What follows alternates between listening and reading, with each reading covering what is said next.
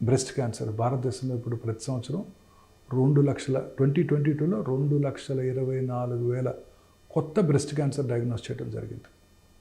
2,24,000 imagine. Record స్థాయిలో ప్రతి 4 నిమిషాలకి భారతదేశంలో ఒక స్త్రీ బ్రెస్ట్ క్యాన్సర్కి diagnose చేయబడుతున్నారు.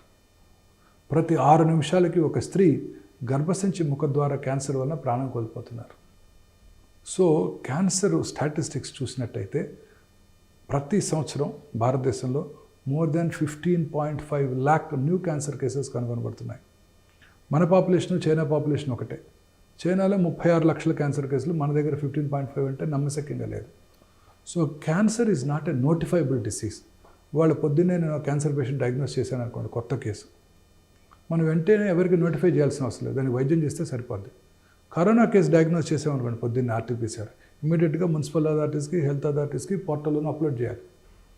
Cancer is not a notifiable disease. అందువలన సైంటిస్టులు, భారతీయ డాక్టర్లు అనుకునేది ఏంటంటే ఈ ఐసీఎంఆర్ స్టాటిస్టిక్స్ చాలా వరకు అండర్ ఎస్టిమేట్లో ఉన్నాయి. దీనికి డబల్ ఉంటుంది భారతదేశంలో క్యాన్సర్ వ్యాధిని సైంటిస్టులు గట్టిగా నమ్ముతున్నారు. సో ఈ వార్నింగ్ సిగ్నల్స్ మీరు అన్నట్టు చాలా ఇంపార్టెంట్.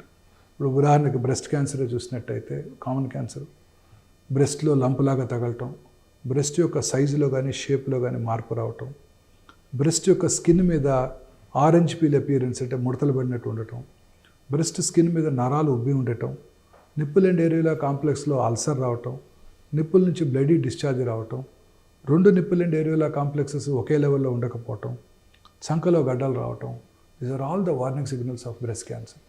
ఇవి ఉంటే క్యాన్సర్ ఉందని కాదు, ఖచ్చితంగా మన దగ్గరలో ఉన్న లేడీ డాక్టర్ని సంప్రదించి ప్రతి స్త్రీ కూడా పరీక్ష చేయించుకోవాల్సి ఉంటుంది. క్యాన్సర్ కాదు అని మనం నిర్ధారణ చేసుకోవాల్సి ఉంటుంది. ఈ సిమ్టమ్స్ ఏమున్నా కూడా అవసరమైతే దగ్గరలో ఉన్న ఆంకాలజిస్ట్ కూడా సంప్రదించాల్సి ఉంటుంది.